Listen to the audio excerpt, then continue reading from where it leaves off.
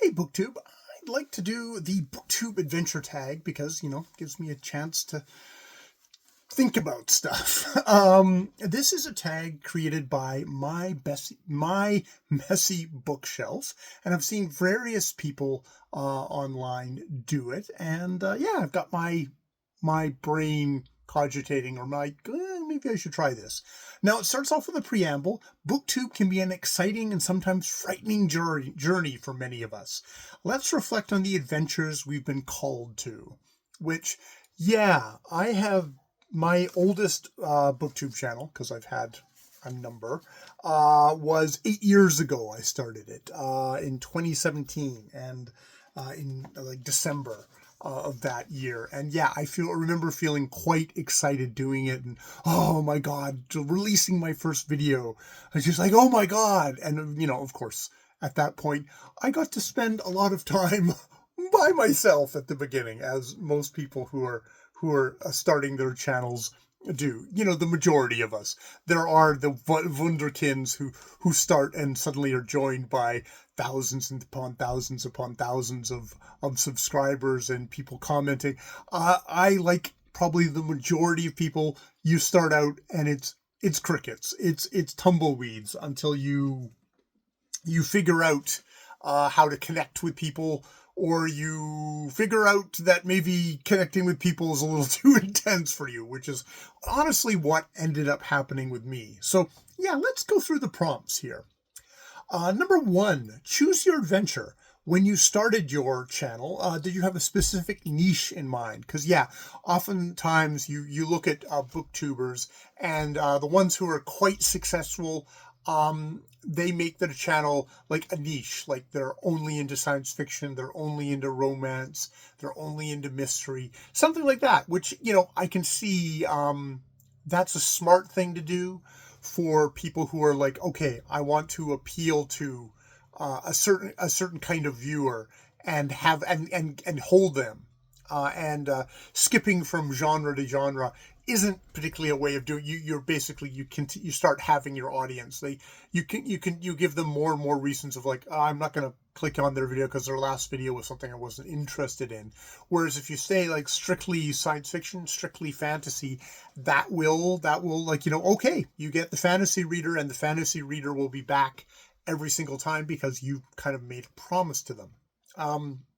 Like a lot of people I've seen do this tag, no, I did not settle on a niche for this channel. I read eclectically, and the point of the channel was to talk about my reading, just whatever came up, whatever it was.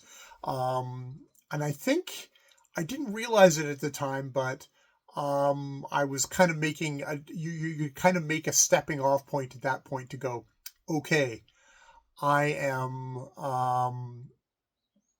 there's people whose channels are like, this is my TV show, this is my brand, and I'm going to stick on brand, and I'm going to be successful. And then there's other people who are like, no, I'm just going to kind of be here.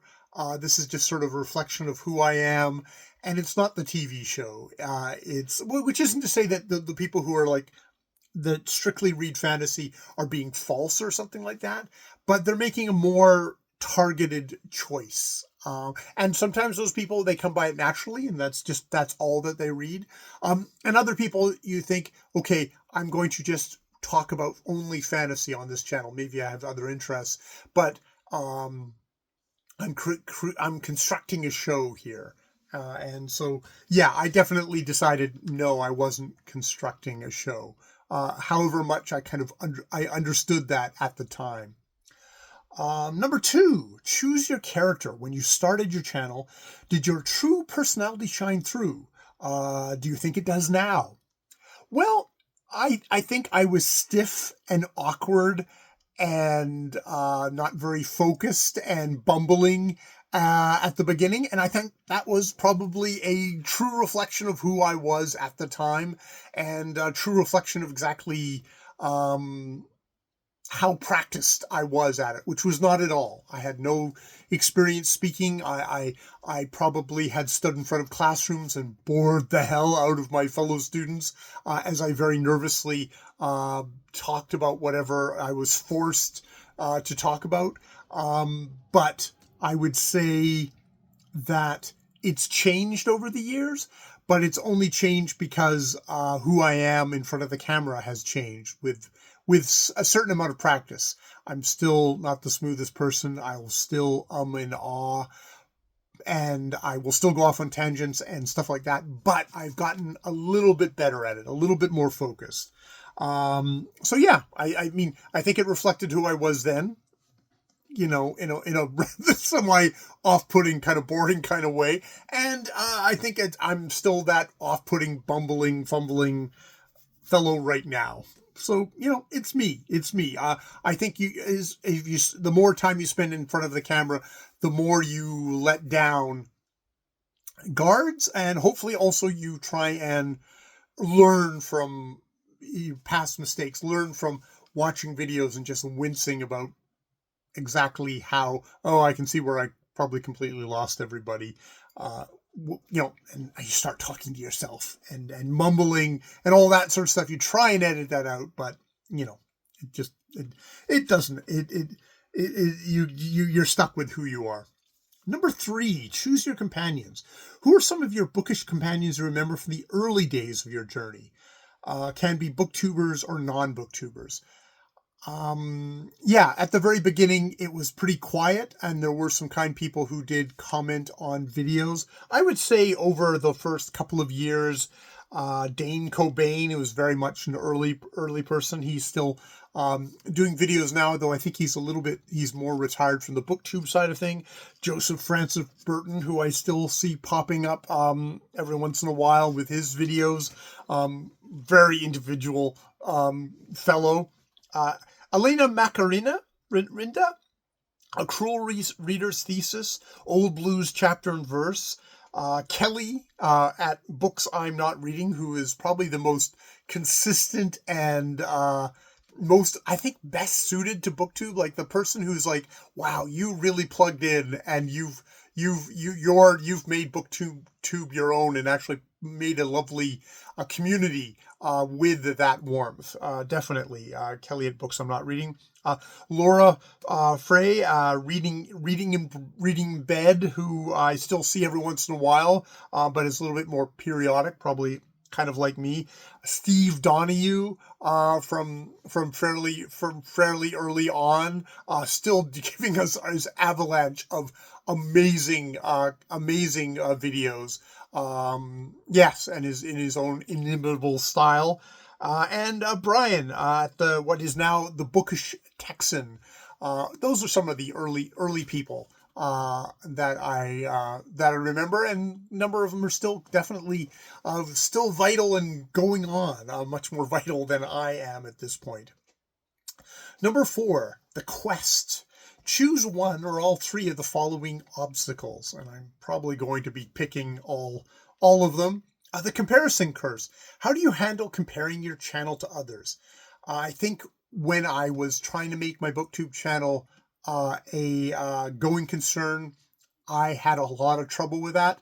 I don't think it was so much the success, like, you know, the number of subscribers, but exactly how eloquent and how much people could organize their thoughts and stuff like that. I still struggle with that. I still fumble and go off on stuff. And I can see people who are so much clearer, so much more have the skills with this, whether they're people who are teachers who seem to have kind of got that knack, or just have that knack right from the beginning. And it's hard to watch people like that sometimes and realize, nah, that is not something that comes natural to me. The second one is the algorithm dragon. What has been your biggest frustration with growth, views, or consistency? I think at the beginning I had frustrations about that. Like I wasn't reaching people, or I would look at my videos and it's like people would watch maybe the first 2 minute of it and then would bail. And, you know, honestly, watching watching even my videos now, I can see why that happens. I think I've let that go for the most part now. That is not something that is there. I'm actively kind of trying to suppress growth, actively trying to not have subscribers. I'm actively uh, cringing over, engagement. Ugh, ugh. I even hate the word. The third one is the self-doubt monster. What insecurities have you had to battle as a creator? And I think that's very much my abilities to talk, my abilities to organize my thoughts. I think the biggest thing I still have, even to this day, is just the idea of, why would I release this? Why would I put this out? This isn't good enough. No one's going to be interested in it. Um, I struggle with that. I still struggle with that. That is very much something that I do. I film a lot of videos and I don't release very many of them. Um, I still film them. But um, I have trouble believing people want to see me, and I also have trouble wanting to be seen, or when I am seen, that also bothers me. Why am I here? Is often a good question for myself. Why am I here? Is a question that still reverberates for me. And I have to say, there's got to be something in the tension of it all, that there's a tension there that obviously has kept me here for, as I said, like, I've been 8 years of year in, year out creating videos, whether they appear publicly or not. They're still here. But um, yeah, I'm not comfortable. I'm not comfortable. Yeah, that's and a part of me has kind of accepted that, um, and a part of me still rankles at that. Yeah, yeah. Number five was the struggle. Was there a moment you considered quitting? What kept you going? I think maybe as I said in my last prompt there, yeah, there has been multiple times where I've gone, why am I doing this? Uh, I should just quit. Why am I doing this? Uh, yeah, yeah, a lot of times that I've considered that, and yet I've kept going. Um, I don't know if that's an ego thing. There's a part of it is, I enjoy creating videos. I really enjoy standing in front of a camera and creating something. Even in this, it's a video that very few people are ever going to watch. I enjoy making them. Um, I even enjoy publishing them. I just don't want anything after that. So yeah, it keeps me going. I feel satisfaction doing it. It's like I feel a little bit lighter after I've done something like that. All right, number 6, growth and fulfillment. Do you feel the journey has been worth it? Have you grown as a reader, a booktuber, a person? And I mean, okay, let me go to a reader first, because yeah, I think that maybe one of the things I didn't mention is that, especially making a review of a book, is a way of me deepening the process of reading for me. And that's like how BookTube has changed me, is that a part of how I read a book now is I make a review of it after I've read a book. Read each and every book that I have, nearly every book I have read, I'll make a video talking about it. And it's a part of the process of how I read. And that's definitely been worth it. That's been the biggest kind of joy that I've had, is that it enhances my reading. And maybe that's a good answer for why I've kept on being a booktuber, even though I have no interest in people actually watching these videos, or talking to other people about them, or just being, all the awkwardness and anxiety of being in public.